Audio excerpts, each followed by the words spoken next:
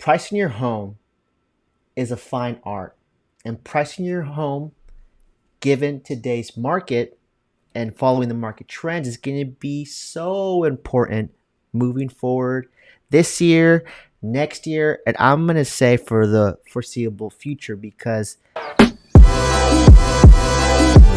from my point of view, 7% interest rates is going to be the bottom, the new norm that we have to get used to.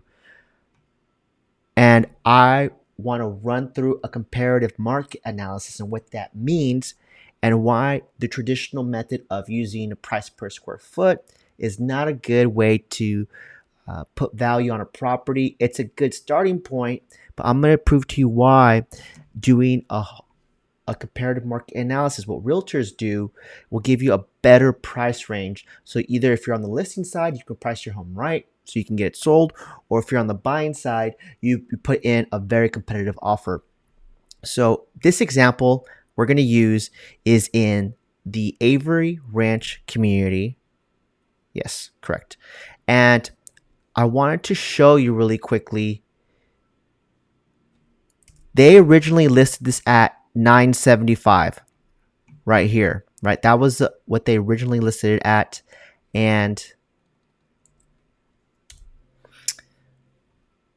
when I was digging and doing some research, they more than likely got that number from what the Zillow Zestimate was saying.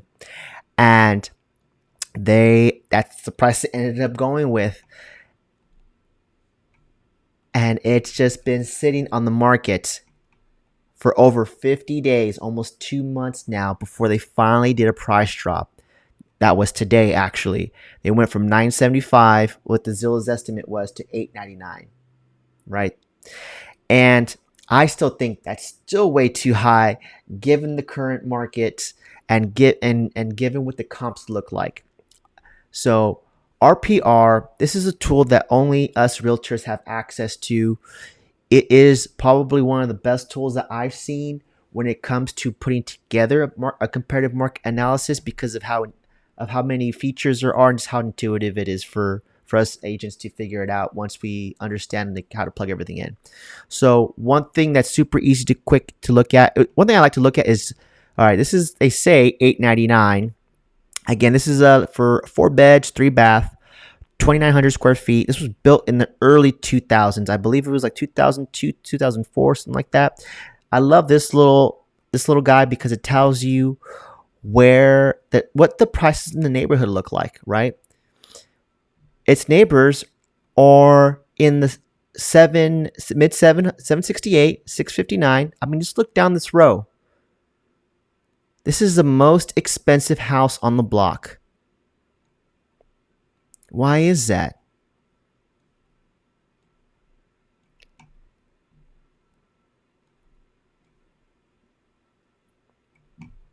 Let's zoom out. I want to see what it looks like by the terrain.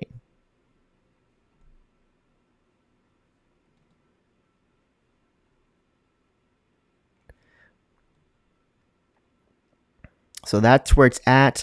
It's off a main road, but this is fairly busy. It's not crazy busy. I've been on this plenty of times. And so I'm curious to see how much of that traffic noise you would get that would be kind of off-putting. But let's run through the analysis. So let me click out of here. Here we have this awesome, it's right here. Let's do a CMA, a comparative market analysis for this property.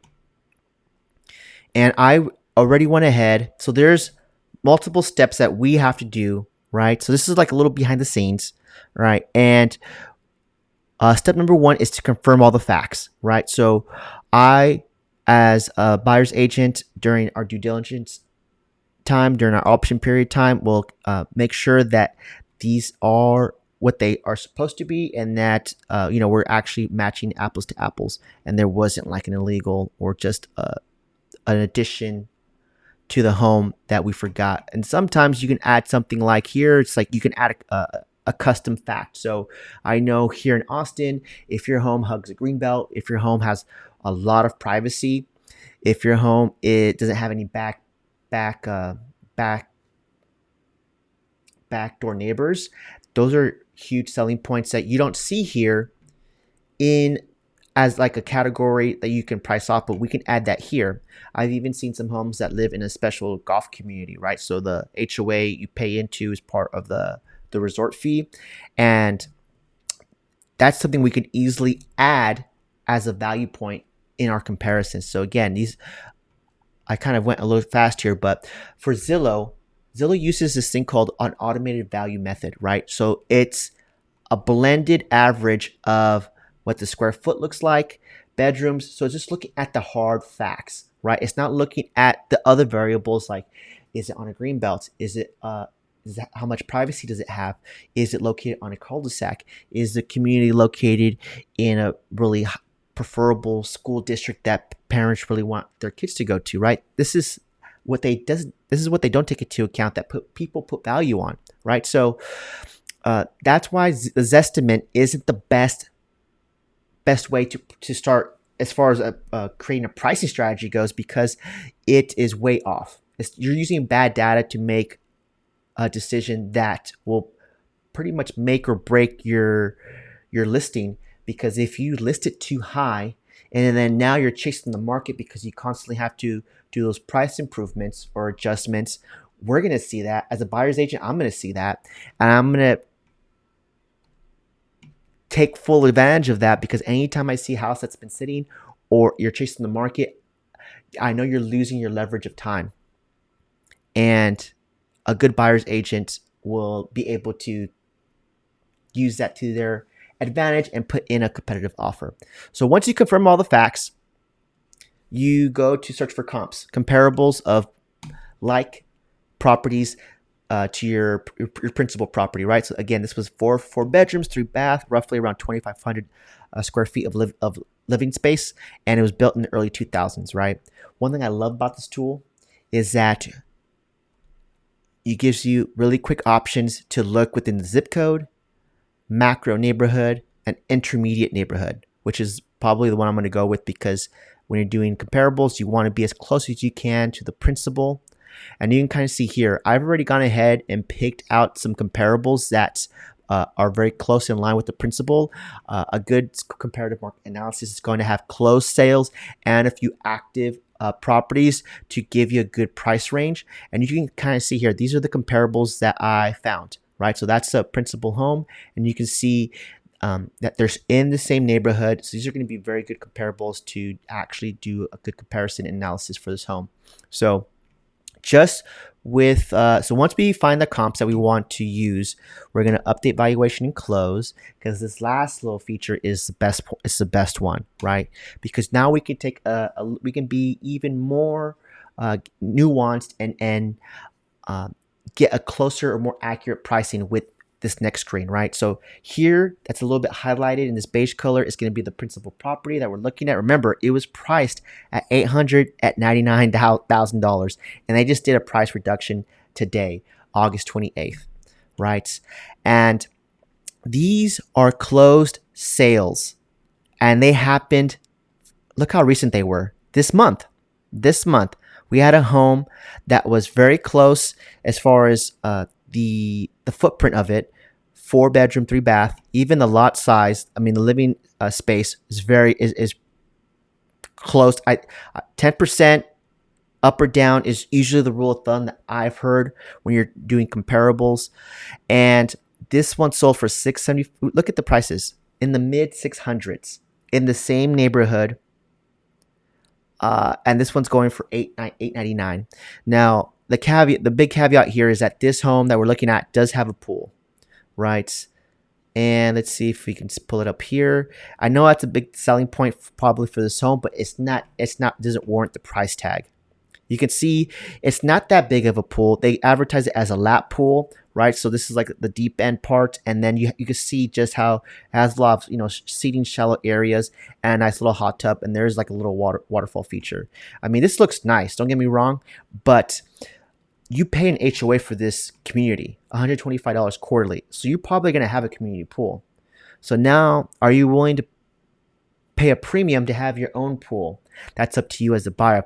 If that's part of your criteria, a must-have, then This house, I could see wanting to pay a little bit more, but definitely not $899. Definitely not that. So once you find your comparables, you can. I love this little tool because it's very simple, right? It always defaults to right here the same, and then we can move it up and down, saying that it's worse.